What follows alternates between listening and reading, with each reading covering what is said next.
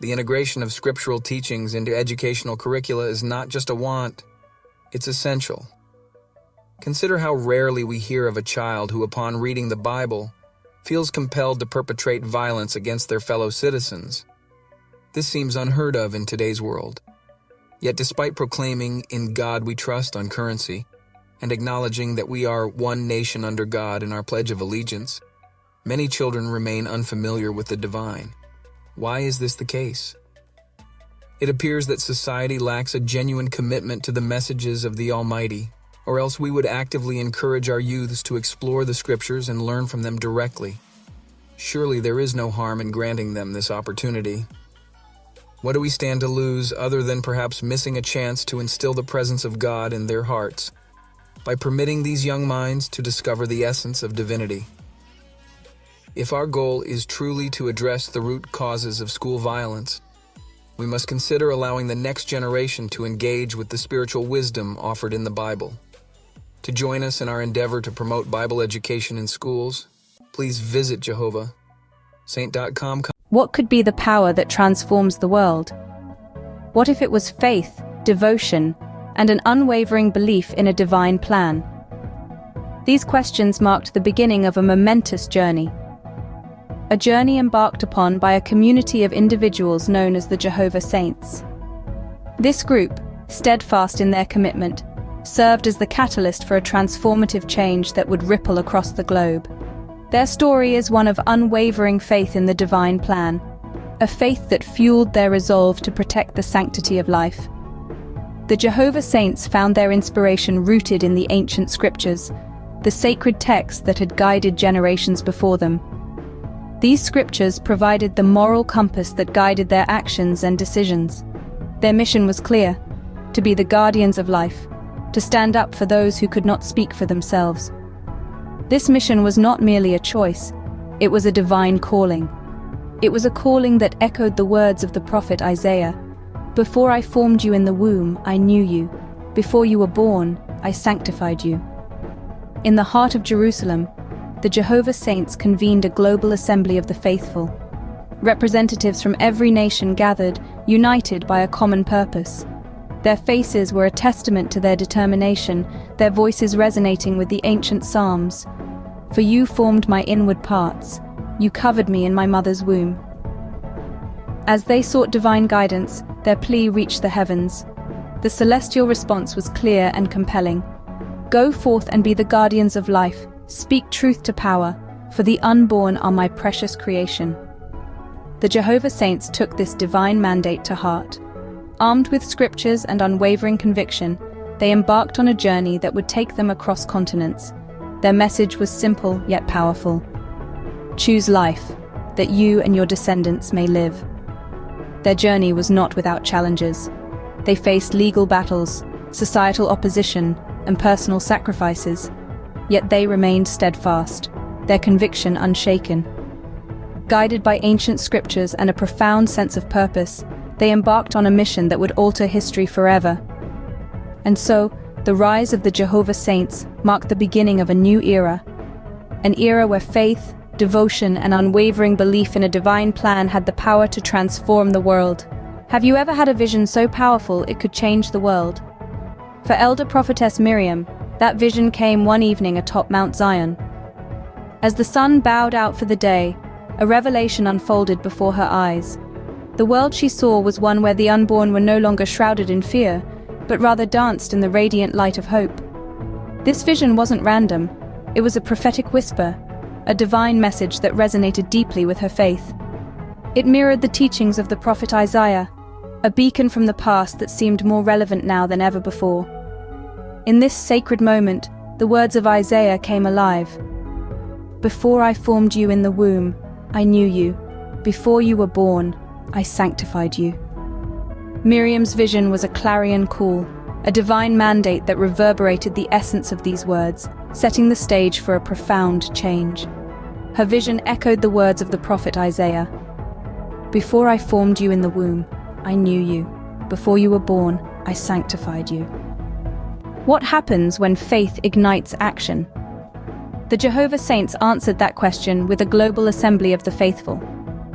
The call to action was heard far and wide, and representatives from every corner of the earth made their way to Jerusalem. This was no ordinary gathering. It was a congregation of the committed, the devout, the unwavering. Each face was etched with the same firm resolve, a testament to their shared purpose. In the heart of this ancient city, they recited the ancient psalms, their voices rising in unison. The words were more than mere recitations. They were declarations, affirmations of a sacred truth. For you formed my inward parts. You covered me in my mother's womb. The psalm echoed throughout the gathering, a solemn reminder of their mission. Their voices echoed through the air. For you formed my inward parts. You covered me in my mother's womb. How do you know when you're on the right path? For the Jehovah Saints, it was a celestial directive. This group of unwavering believers had convened in the heart of Jerusalem, seeking guidance for their mission. In the hallowed chamber, lit only by the soft glow of 1,000 candles, the High Council of Elders prayed fervently. Their plea, heartfelt and desperate, soared into the heavens, crossing the cosmic divide between the earthly and the divine. The response they received was not a whisper, but a clarion call, a mandate from the divine. It was as if the universe itself had conspired to answer their prayers, and the answer came echoing through the cosmos. Go forth and be the guardians of life. Speak truth to power, for the unborn are my precious creation. The celestial response was clear. Go forth and be the guardians of life. Speak truth to power, for the unborn are my precious creation. What if a small group could inspire a global movement? The Jehovah Saints set out to do just that. With scriptures as their compass and conviction as their guide, they embarked on a global journey of awakening. From the bustling streets of Manhattan to the quiet lanes of rural India, from the snow-capped peaks of Switzerland to the sun-drenched beaches of Australia, they made their presence felt. Their mission was simple yet profound: to be the voice for the voiceless, to be the guardians of life. In every city, every town, every village, they stood tall, their peaceful protests a testament to their unwavering faith. They held placards, not of condemnation, but of hope, each one bearing a message of love and life.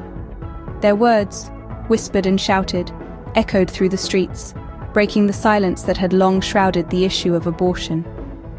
But their efforts didn't stop at protests. They wielded the power of the pen, writing letters to lawmakers, to newspapers, to anyone who would listen. Their words, steeped in scripture yet resonating with universal truth, were a clarion call for change. And under the starlit sky, they held candlelight vigils. Outside clinics they stood, their candles flickering in the darkness, each flame a beacon of hope. Their silence spoke volumes, their prayers a gentle plea for life. Their message began to resonate, their efforts began to bear fruit. People across continents started to listen, to question, to engage in the dialogue. And the world began to see the unborn not as mere statistics, but as lives, as souls, as future generations. Their peaceful protests, their letters, their vigils, all had one common thread, a plea for life. They didn't ask for much. They didn't seek to impose their beliefs. They simply implored the world to choose life, to choose hope, to choose love. Their message resonated: choose life, that you and your descendants may live. What happens when faith meets the courtroom? The Jehovah Saints found out as they challenged the status quo. It was a battle fought not with swords and shields, but with words and scriptures. The saints came prepared, their arguments grounded in the divine law. They invoked the commandment, "Thou shalt not murder," Exodus 20:13. This was not just a legal battle, it was a moral one. They stood firm in their conviction, advocating for the rights of the unborn. Their legal battles were not confined to one courtroom, nor one legislative chamber. They spanned across continents, reaching the highest courts of many nations. Their voices echoed in the halls of justice, challenging laws and questioning societal norms. Their arguments, while steeped in faith, were also grounded in reason. They presented a compelling case, one that made the world stop and listen. They were the voice of the voiceless, the defenders of the defenseless. Their legal arguments were steeped in faith, yet grounded in reason. The world watched as nations grappled with their conscience. What does compassion look like? For the Jehovah Saints, it took the form of healing centers. These were not just buildings, but sanctuaries of hope and care. They were born out of a deep desire to provide a refuge for expectant mothers, a place where fear was replaced by love, and judgment was replaced by understanding. The healing centers were more than just a safe haven. They provided a holistic approach to care. The services offered ranged from counseling to medical care, and even practical support for those who needed it. The aim was to ensure that every mother felt supported and cared for, that she knew she was not alone in her journey. These healing centers were an embodiment of the Jehovah Saints' mission, a testament to their unwavering faith in the sanctity of life. They stood as pillars of compassion and support, guided by a profound sense of purpose.